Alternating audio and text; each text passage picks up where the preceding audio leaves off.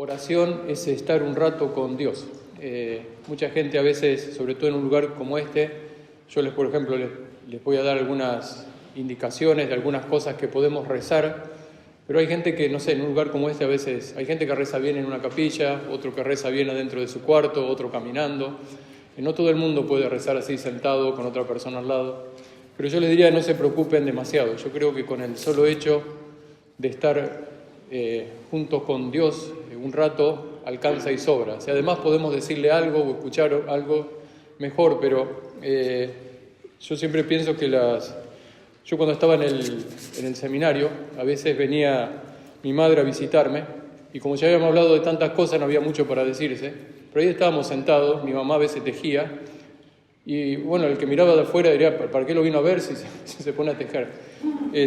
Pero yo creo que el hecho de estar juntos, de pasar tiempo juntos, ya es suficiente. Los hijos cuando están con los padres, con que solo estén, yo creo que ya les hace bien a todos. Si además pueden charlar y tener una charla profunda, puede ser, pero le digo, no se preocupen demasiado por eso. Creo que pasar un rato en la presencia de Dios ya nos hace mucho bien. Bueno, eso en general. Lo segundo es que les quería proponer que para este día de oración, o estas oraciones, ratitos de oraciones que tenemos, podíamos pedirle una gracia al Señor, que es la gracia de la conversión. Podríamos dejar de lado, me parece, todas esas preocupaciones que tenemos y pedirle la gracia que es más importante de todas y que es propia de este tiempo de Cuaresma, que es la conversión.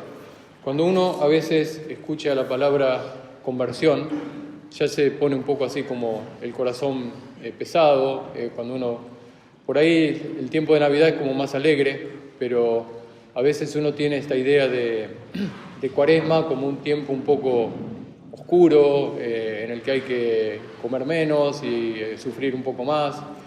Yo creo que esa idea está equivocada, porque si el tiempo de Cuaresma es un tiempo de conversión, es un tiempo alegre de gracia. Convertirse es volver, y volver a Dios es volver a la alegría. Dios es eso, la alegría, y no puede haber nada triste en volver a la alegría. Volver a Dios es volver a donde siempre deberíamos haber estado, volver a nuestra casa, volver a la paz, volver a querer más a todo, a nosotros mismos incluidos.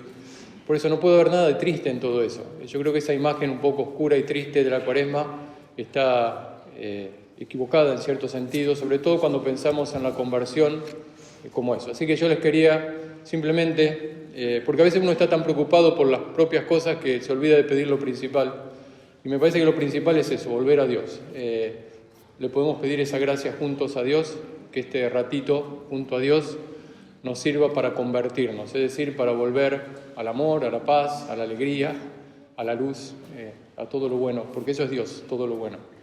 Bueno, eso por una parte, como la gracia general que le podemos pedir a Dios para no distraernos con otras. Y después, en cuanto a la modalidad, por así decirlo, yo soy más de la idea de hablar poco y tener ratitos de oración. Yo no sé, me parecería, por ejemplo, una cosa que podemos hacer ahora a la mañana es hablar, por ejemplo, yo puedo hablar unos 10 minutos y después tenemos un ratito de silencio, de oración, y después otros 10 minutos y otro ratito. Y bueno, me parece que, porque a veces los retiros son un señor que habla todo el tiempo y nadie reza, pero así que así parado, mejor de pie, así no hablo tanto, porque me canso, y entonces mejor de pie lo hacemos, porque si me siento capaz que más largo. Bueno. Para el primer ratito de oración, que podrían ser, no sé, unos 10 minutos, yo les quería, hablar de esto de la conversión que podía ser. Bueno, ya dijimos algo, ¿no? Que convertirse no es sufrir, sino todo lo contrario, es volver a la casa. Lo que nos hace sufrir es precisamente habernos separado de ahí. Y cuando uno muchas veces piensa en la conversión, piensa en cosas que tiene que cambiar, ¿no? Por ejemplo, una persona dice, bueno, yo hablo demasiado, la verdad que me voy a convertir y voy a hablar menos. El otro, el que come demasiado, dice, la verdad que voy a aprovechar este tiempo de Cuaresma para no comer tanto y a ver si cambio eso. Todo el mundo piensa en la lista de cosas que tiene que cambiar. Y la verdad que eso no está mal, porque indudablemente nosotros sentimos que tenemos que cambiar cosas y está bien que cambiemos. Hay gente que se enoja demasiado, hay gente que es demasiado perezosa, pero todos tenemos nuestra lista de cosas que queremos cambiar. Pero si ustedes han hecho el esfuerzo, y estoy seguro que lo han hecho alguna vez, se darán cuenta lo difícil que es eso, o el poco resultado que muchas veces tienen nuestros esfuerzos en la conversión. Volvemos a lo mismo. Yo escuchando las confesiones en la iglesia, una cosa que se repite muchísimo es: yo siempre caigo en lo mismo y entonces quiero cambiar, pero entonces después vuelvo a lo mismo. Bueno, eso pasa muchísimo, es decir, todos tenemos que cambiar y ser mejores y ser más buenos con los demás, pero el problema es cómo. Yo creo que muchas veces empezamos mal, o el método que utilizamos está equivocado, y por eso nos pasamos años tratando de cambiar y no cambiamos. Bueno, no es que yo tenga la fórmula para hacer a todo el mundo bueno, pero enseñando, por ejemplo, a veces en la iglesia o en la universidad, a veces tengo cursos sobre el cristianismo, y a mí una cosa que me ha llamado la atención enseñando el cristianismo es que, en primer lugar, Jesús, todas las enseñanzas de Jesús, si uno las quisiese poner en ciertos grupos, y Jesús viene a enseñar como dos cosas básicamente. Todas las enseñanzas de Jesús van en esta caja o en esta otra, porque son dos cosas básicamente las que enseña. Una de las cosas que enseña Jesús es quién es Dios. Habla todo el tiempo de Dios. Dios es Padre, Dios es misericordioso. Hay un montón de parábolas que nos hablan de quién es Dios, de cómo es Dios. Bueno, después otras enseñanzas de Jesús entran en lo que debe hacer el ser humano, ¿no? Sean así o sean asaz. O sea, Jesús viene a enseñar básicamente dos cosas: quién es Dios y cómo debemos comportarnos nosotros. Pero lo curioso, uno podría decir, bueno, eso está en todas las religiones. Sí, está en todas las religiones. Ahora, hay una cosa curiosa con Jesús, es que yo diría el 80%, porque una vez me puse medio a hacer ahí la cuenta, el 80% de las enseñanzas de Jesús entran en la caja de quién es Dios. O sea, Jesús se la pasa todo el tiempo hablando de quién es Dios, de cómo es Dios, de la imagen que tenemos de Dios, de qué cosa sea Dios. Y habla poquísimo de lo que tiene que hacer el ser humano. En el Antiguo Testamento sí, están las listas de cosas que el ser humano tiene que hacer y reglas y estas cosas, pero son poquísimas las cosas que Jesús dice. Por ejemplo, bueno, no hablen tanto, no se peleen tanto. Hay algunas de esas cositas, pero la verdad que son pocas. Jesús y la mayoría de las parábolas, hasta la del buen samaritano, más bien hablan de Dios que hablar de nosotros. Bueno, eso yo creo que es importante, es algo que siempre nos salteamos, porque estamos tan preocupados de nosotros mismos que siempre empezamos por el final. Pero yo creo que ese es el modo que tiene Jesús de cambiar a la gente, y probablemente el modo que Jesús nos recomendaría a nosotros. Yo creo que el modo de Jesús es este: decirle a la gente quién es Dios, hablarle a la gente de quién es Dios. Y si la gente verdaderamente comprendiese quién es Dios, necesariamente sería más buena. Jesús nunca empieza diciéndole a la gente, mire, no roben tanto, muchachos, sean un poco más responsables, porque sabe que por ahí la gente no cambia y por ahí no van las cosas, ni esa es la raíz de nuestro mal. La raíz de nuestro mal es que nunca nos terminamos de enterar lo bueno que es Dios con nosotros.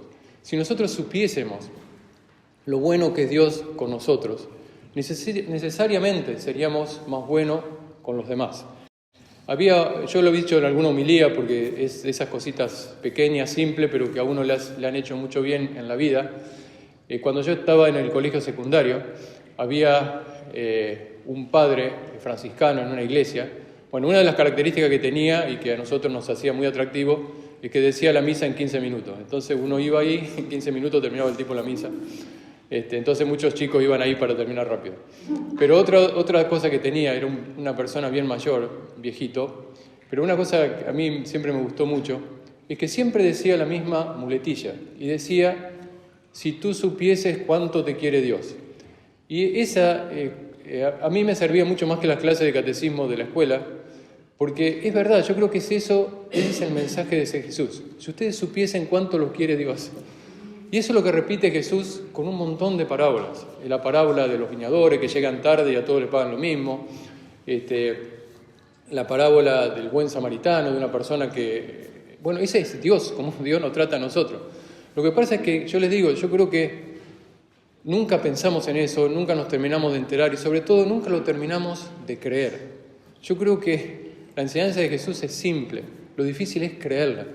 Y yo estoy convencido que los seres humanos nos cuesta creer que nos quieren, nos cuestan creer las buenas noticias. Una de las cosas que estudié para ser sacerdote y eso, por ahí tenemos que estudiar psicología, no mucho, pero un poquito. Y yo recuerdo una cosa que me quedó, porque a uno le quedan las cosas que les conviene más o menos, pero bueno. Es que yo recuerdo que el profesor decía que los seres humanos somos mucho más prontos a creer las malas noticias que las buenas, ¿no? Y yo creo que hay algo de eso, y hay algo de eso a lo mejor porque por el pecado, no sé por lo que es, pero las malas noticias las creemos enseguida. Bueno, si eso es cierto, yo creo que se puede aplicar tranquilamente a la vida espiritual, porque no hay mejor noticia de que Dios nos quiera infinitamente. Y entonces, si los seres humanos nos cuesta tanto creer las buenas noticias, yo creo que creer en Dios no es difícil porque sea difícil creer una cosa que no vemos. Nosotros creemos un montón de cosas que no vemos. Pero ¿por qué es tan difícil? Creer en Dios es difícil. Lo que es difícil de creer es que Dios de verdad nos quiere, que Dios infinitamente nos quiere. Bueno, a todo eso van las enseñanzas de Jesús, al menos el 80%. Por eso, la Cuaresma, por ejemplo, cuando empieza la Cuaresma, no empieza la Cuaresma diciendo a la gente sean más buenos porque se van al infierno, no empieza así. La Cuaresma dice conviértanse y crean en el Evangelio. Las dos cosas, ¿qué es convertirse? Creer. Si nosotros creyésemos todo lo que nos quiere Dios.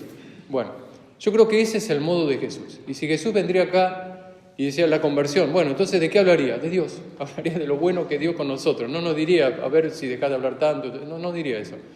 Bueno, por eso la primera oración, el primer ratito de oración, podríamos tomar unos 10 minutos. Toda esta mañana la verdad que quisiera que la podríamos, dedicarla a eso.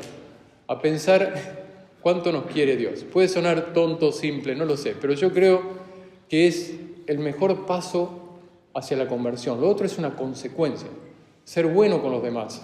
Y nosotros mismos lo sentimos, incluso cuando la vida es buena con nosotros. Nos resulta fácil ser bueno con los demás porque nos sentimos queridos, amados.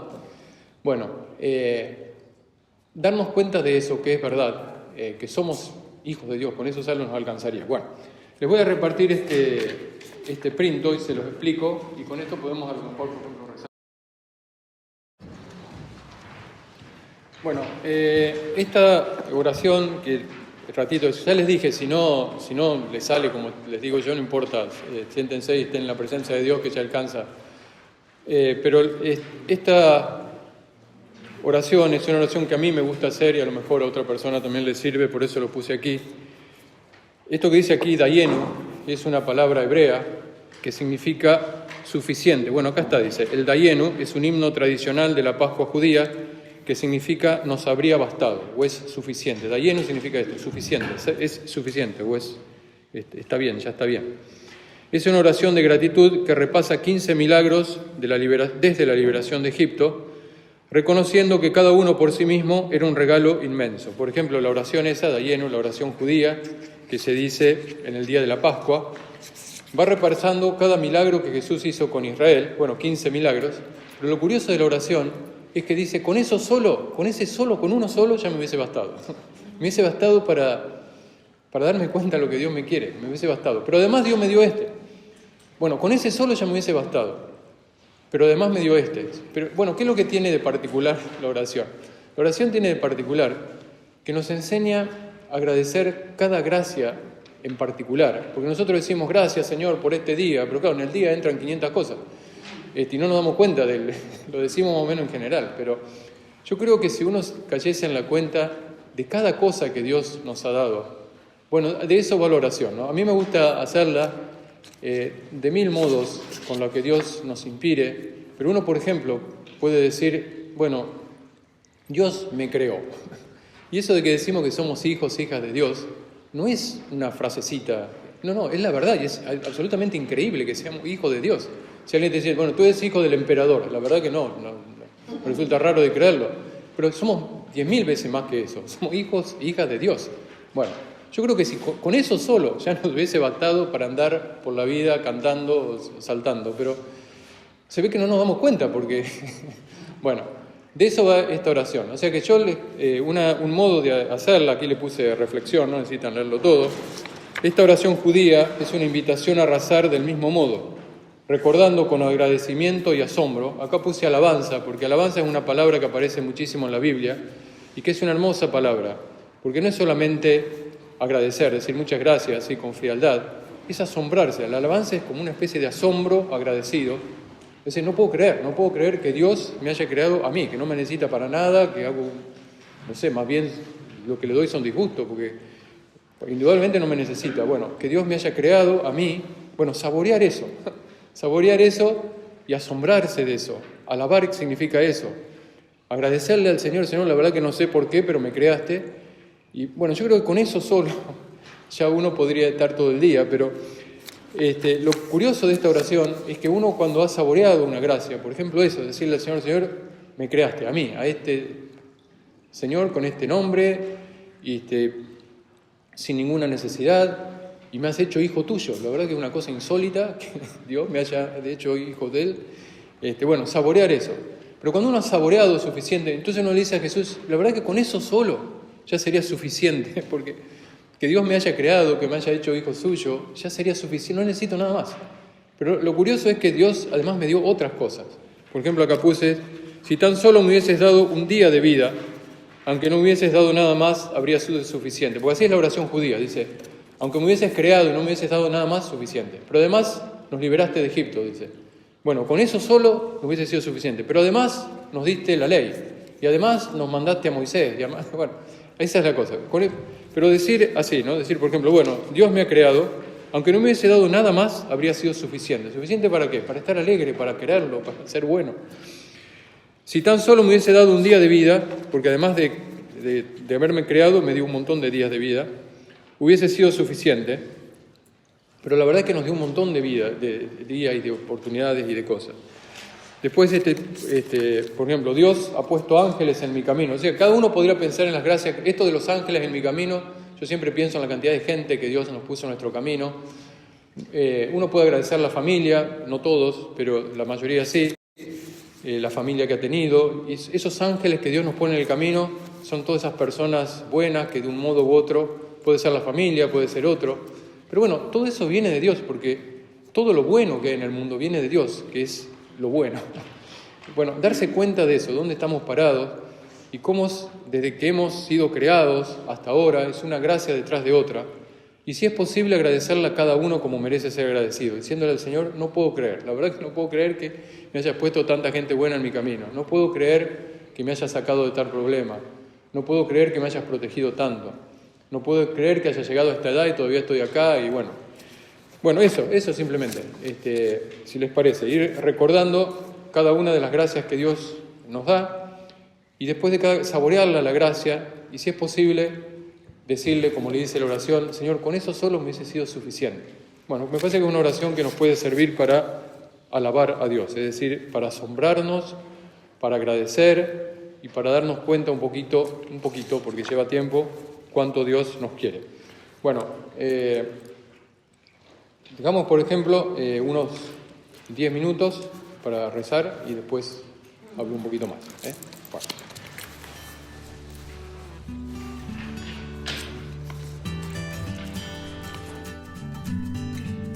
Bueno. Cortito, pero me parece que ya pasaron los 10 minutos. De más está decir que esto después, no sé, lo podemos...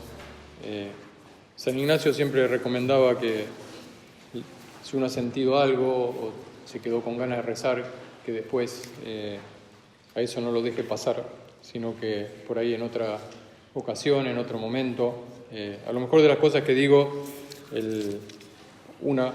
por ahí les toca el corazón, guárdenla en el corazón, porque yo creo que Dios nos dice a nosotros, a cada uno de nosotros, algo distinto a cada uno, pero es importante ser conscientes de esa palabra que me llegó, de y no dejarlo pasar, tomarlo en alguna otra ocasión y quedarse un ratito rezando con eso. Bueno, otro modo de pensar lo mismo, cuánto Dios nos quiere, para hacerlo ahora en este ratito, después cuando tengan tiempo, que les quería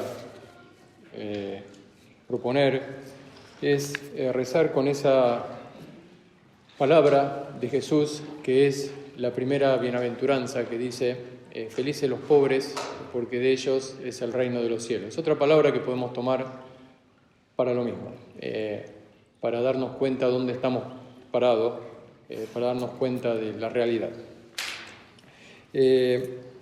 Recién decíamos que, me parece a mí, que nuestros pecados, nuestras faltas, nacen principalmente de no darnos cuenta de lo que Dios nos quiere o dónde estamos parados. Y por eso mismo sentimos miedo. Si supiesen, por ejemplo, si una persona cree yo soy hijo de Dios, la verdad que no habría nada que temer, si lo creyese de verdad, ¿no? Pero cuesta. Por eso yo creo que nuestros pecados nacen de ahí, de sentir miedo, insatisfacción, y de ahí se la pasamos a los demás con palabras, con acciones. Por eso les decía que hay que darse cuenta de eso. Bueno, Jesús tiene un modo de hablar propio de él para referirse a estas personas que se han dado cuenta de todo lo que Dios las quiere, que se sienten felices, y les llama pobres. Los pobres en el Evangelio no son las personas que no tienen dinero en el bolsillo. Sería raro que Jesús diga felices los que no tienen plata. No va por ahí la cosa. Yo creo que esa palabra pobre en Jesús es una imagen del verdadero hijo o hija de Dios. Es la persona que se ha dado cuenta lo que Dios lo quiere. Bueno, por eso le decía que podíamos a lo mejor tomar esta palabra, pensar un poquito si tiene algo que ver o que decirnos a nosotros. Bueno, ¿por qué? ¿Qué tiene que ver esto del pobre y de que Dios nos quiere? Bueno, una cosa curiosa de esta primera bienaventuranza, todas las bienaventuranzas vienen acompañadas de una promesa.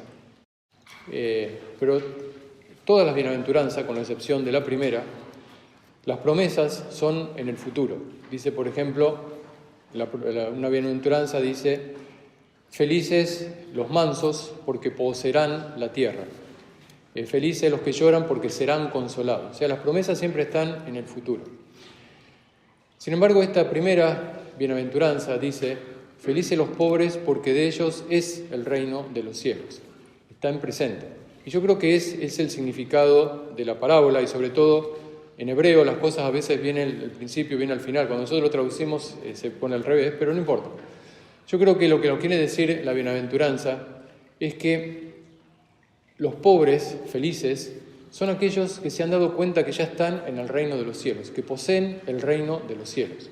Cuando Jesús dice, felices los pobres, porque de ellos es el reino de los cielos, lo que nos quiere decir es que esos que creen de verdad que tienen el reino de los cielos son pobres y son felices. Pobres, como les digo, no significa no tener plata en el bolsillo, sino que pobre significa, aquí por sobre todas las cosas, una persona que sabe que no necesita nada, que no tiene nada que andar buscando, porque ya llegó al reino de los cielos. Indudablemente, cuando uno le dicen, mire señor, usted ya llegó al reino de los cielos, lo primero que le viene a la mente es una protesta, de decir, bueno, no es para tanto tampoco, porque la verdad que me duele la cintura, hay un montón de gente insoportable en mi vida, tengo un montón de problemas, eso del reino de los cielos, espero que sea un poquito mejor. Bueno, yo creo que si Jesús escucharía una cosa de esa, nos decía, me entendiste mal, porque Jesús también, me imagino que le habrá dolido la cintura y que tiene un montón de problemas, pero me imagino que a Jesús se le habrá aplicado a la perfección esta primera bienaventuranza. Jesús habrá sentido que estaba en las manos de Dios, a pesar del dolor de cintura, a pesar de todos los problemas que tiene. Y yo creo que eso es ser pobre, es darse cuenta que ya estamos en cierto sentido en el reino de los cielos porque estamos en las manos de Dios y de ahí no nos vamos a caer. Yo, por ejemplo, mañana, por ejemplo, tengo que hablar con una persona, ¿no? Y eso me tiene preocupado porque es una charla que a lo mejor puede terminar siendo difícil, y aparte a mí me gustaría que la charla salga así, pero puede salir así. Bueno, todas esas cosas están en el corazón, pero a mí lo que me consuela es decir, bueno, la charla salga como salga, o el Señor me trate como me trate, yo soy hijo de Dios igual, de ahí no me voy a caer, y esa charla puede ser así o asá, pero no es ni punto de comparación con el hecho de estar ya en el reino de los cielos, de que Jesús dio la vida por mí, me mostró que me quiere pero infinitamente, que me va a perdonar todo, que me va a querer siempre, que me va a estar esperando en el cielo. Bueno, comparado con todo eso, la verdad que decir que si un señor me miró así o me miró así, no tiene ni punto de comparación. Por eso, esos son para Jesús los pobres.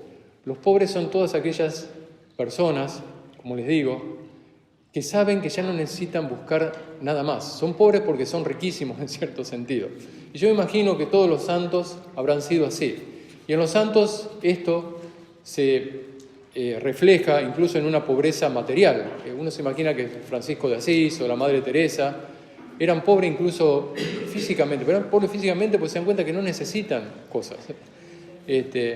No es porque no le gusten las cosas, ni no le gustará, no sé, el whisky o el vino, no me imagino que le habrá gustado, pero comparado con lo que tienen, es como que no necesitan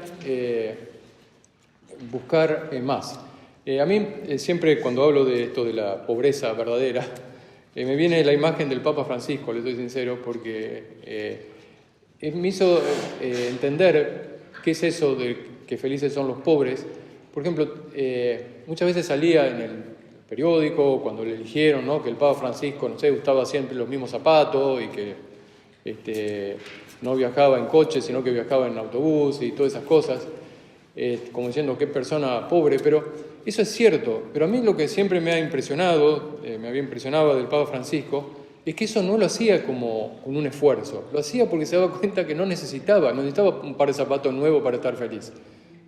Tenía tantas cosas que, bueno, ese tipo de pobreza es de lo más atractiva, de lo más, porque pobres hay muchos señores que tienen una empresa y son así medio amarrete y no gastan ninguna plata. Bueno, así soy pobre yo también, o sea, haciendo un esfuerzo y qué sé yo. Pero lo lindo de la pobreza de la que habla Jesús, es de la persona que está satisfecha, como decíamos recién, suficiente. Yo tengo suficiente, por eso no necesito otras cosas. Por eso a mí me gusta esta primera bienaventuranza que dice, felices los pobres, porque de ellos es el reino de los cielos. O sea, porque de ellos el reino de los cielos son pobres. Bueno, eso sería la palabra que a lo mejor, si quieren seguir rezando con lo anterior, también es lo mismo, pero es otro modo de darnos cuenta de lo mismo. No sé, repetir esta palabra y pensar si nosotros verdaderamente somos pobres así, si nos damos cuenta que estamos en el reino de los cielos, y qué significa concretamente para mí eso de estar en el reino de los cielos, y si el corazón lo cree o no lo cree, porque muchas veces lo decimos pero el corazón no se lo cree. Por eso repetirlo hasta que el corazón se lo crea, se dé cuenta dónde está parado. Bueno, eso es lo que le quería proponer, y como le voy a repartir un printo si le sirve, y si no, déjenlo, con esa oración famosa de Santa Teresa que dice solo Dios basta, que es bastante larga, pero yo creo que es otro modo de decir ya llegamos al reino, solo Dios basta significa eso, soy pobre, soy feliz, ya he llegado al reino de los cielos. Y una sola cosa sobre esa oración de Santa Teresa que repartiré. Esa oración la escribió Santa Teresa después de una experiencia espiritual que tuvo, que muchas veces no se habla de eso, pero es que Santa Teresa una vez recibió la comunión, y lo tiene escrito en su diario, y entonces sintió como una voz, la voz de Dios, que le decía, todo lo mío es tuyo. Bueno, esa palabra de Santa Teresa, y después Santa Teresa cuando más adelante, unos días después, escribió, y todo lo mío es tuyo, como devolviéndole todo a Dios, pero la frase inicial es que ella siente que Dios le dice a ella, todo lo mío es tuyo. No, la verdad que no se puede desear más, eso es el reino de los cielos, saber que todo el cariño que Dios nos tiene es mío, el cielo es mío. Que Dios me diga todo lo mío es tuyo, la verdad que para no andar preocupándose demasiado por otras cosas, ¿no? Bueno, después de eso, Santa Teresa escribió esta oración que dice, solo Dios basta, que es bastante más larga de la que nosotros conocemos. Se la reparto ahora y podríamos a lo mejor, no sé, leerla, rezarla, saborearla. Me parece que es otro modo de decir lo que decíamos al comienzo, ese está lleno, suficiente, ya tengo.